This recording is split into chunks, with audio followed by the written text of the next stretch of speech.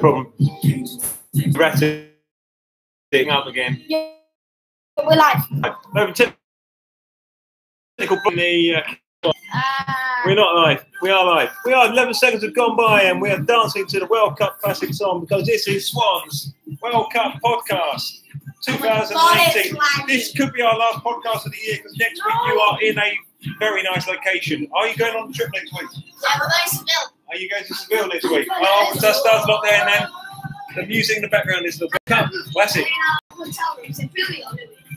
Now, one problem, gents, are going live this week is that we have you eating, and normally you're not allowed to do that.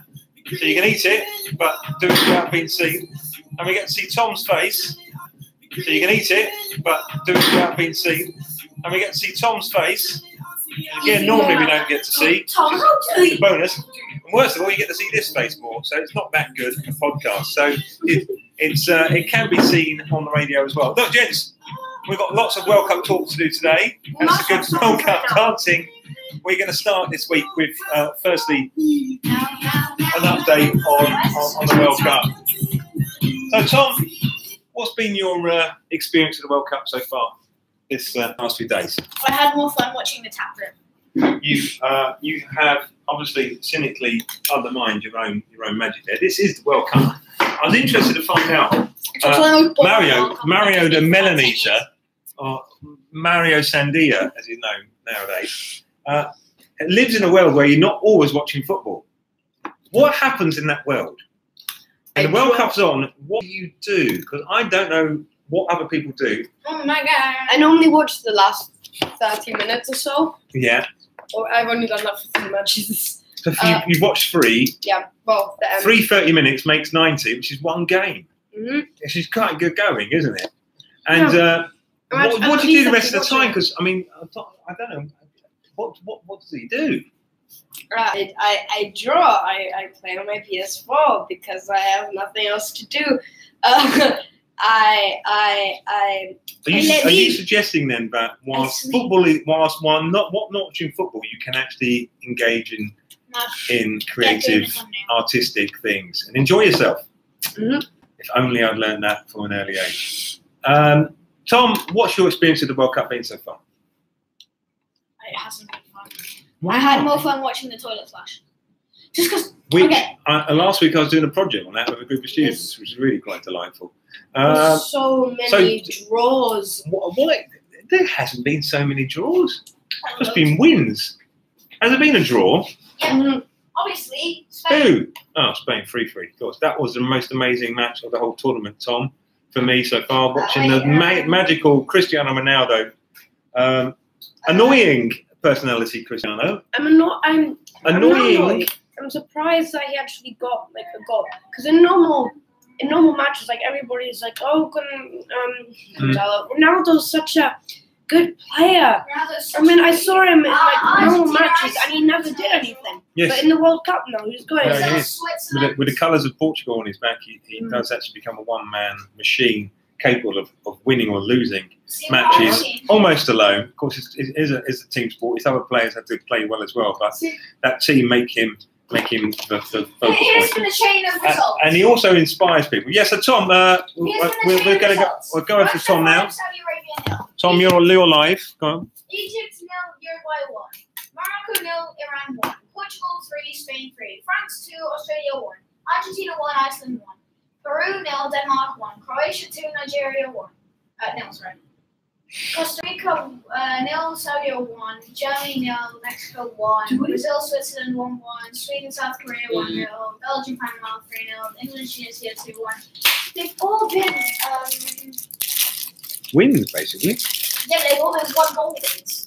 1 goal, like. Apart from Russia's 5 and Russia's 3-1. I know you're trying to find these patterns there, but we are lacking them. Why are host nations good? It is an interesting element to the World Cup. Who lost it last year then? Well, yeah, it was Brazil. They got to semi-finals. They should have won it, really, but they weren't good enough. They should have won it from 7-1. what was that? They were on track, but then they got beaten I mean, 7-1. Portugal won last year. They can manage. The last host nation to win it were France in 1998. And before that, 98, we had 1978, Argentina, Germany 74, and England 66. And pretty much host nations don't always win, but they normally have a good World Cup. And Russia are a team which are playing much better since they're playing in their own country. Now, what could that be? Why do they play badly? Well in 2022? They're not, are they? They're rubbish at football. But that might be another exception. South Africa wasn't too good in their World Cup either. But obviously, playing at home means that they play with a different kind of spirit than normal. So this is the Football Biscuit Melon podcast. And what's all we're doing? We should change the title. Yeah, Biscuit podcast. We have exactly 0 people watching. Well, this is going to go on the website. Guys. This is going to go on the website. It's embedded afterwards, so someone is on there forever. Tom, when you watched the England game, England versus Tunisia, Midges. what did you think of it? Midges. There were a lot of insects around, weren't there? Loads of midges everywhere. Why were the England team playing in the swamp? I couldn't quite work out the idea behind it. And what's the Volgograd? That's the river, is it? The Volga, yeah. And at this time of year, it is a spawning insect ground, isn't it? Yeah. So that was a particular feature of the night, watching players waft away insects from their face. Harry Kane got them all in his mouth. And eventually, Harry Kane did score 2 goals, winning for England in the last minute against the Tunisians. So that was a great result for England. And Tom, I backed England to win the World Cup. Tom? I didn't. Why not? Because they're England. They bottle everything. Well, that's just an interesting analysis of what England are. They don't bottle everything. They're just very unlucky. Become the first ever footballer to play with the bowl of spaghetti on it. That would be Neymar. Yeah, Neymar's haircut. I'm sick and tired of watching football players who spend more time and money on their haircut than they do on... You're using all that 222 million or what? Yes, it was that. No, he's getting 500k a week. On his hairstylist. I think if you look at my hair, if you combine mine and Tom's hair, you combine our hairs, and maybe the undertone of your hair, Mary, you would actually get his haircut. You would. So we've actually got the same haircut as him, but for free. So there, Neymar. I wonder how much he spent on his hair. I know he spent hundreds. I bet he got his hairdresser to fly out on his private jet from wherever.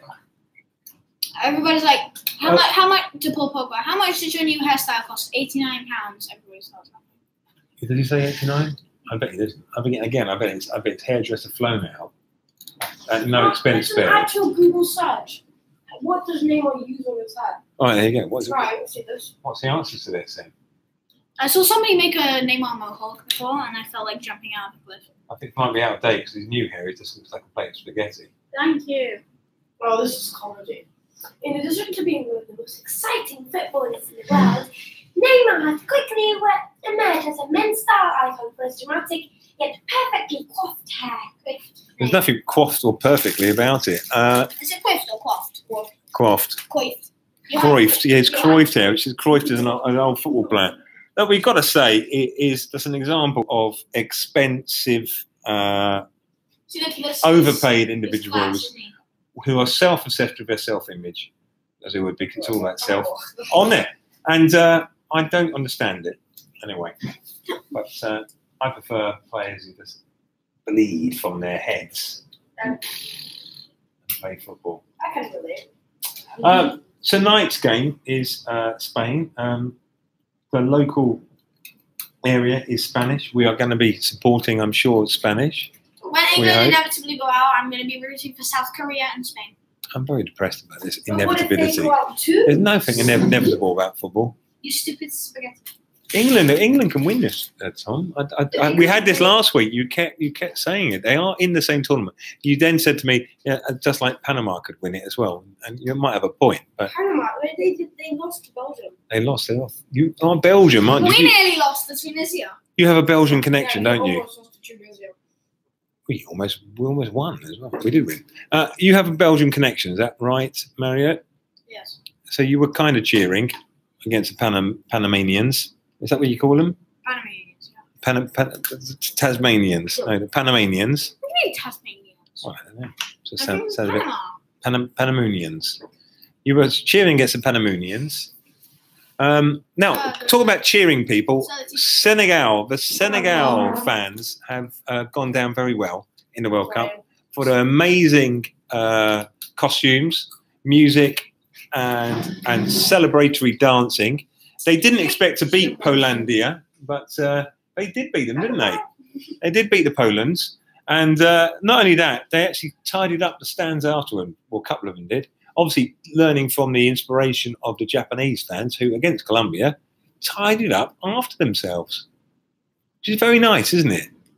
It says a lot about Japanese people, that they would, feel the social obligation not to leave their crisp packets and drinks and that behind. And they brought along with them, all the way from Japan, the bin bags to fill up with the rubbish, which just says to me exactly the kind of people we would like to have in this World Cup. I was thinking, sir, the teachers are playing out there. Should we maybe do a podcast on it after? Maybe. I thought this was a World Cup podcast, Tom. So if you want to go out there and do that, you can do. I know you like watching the teachers play. So that's really the end of the first part to this week's this podcast, and we'll go on with the next half in a second. I'm not sure about using videos in this podcast. I'm not sure about it either. I prefer. It's not as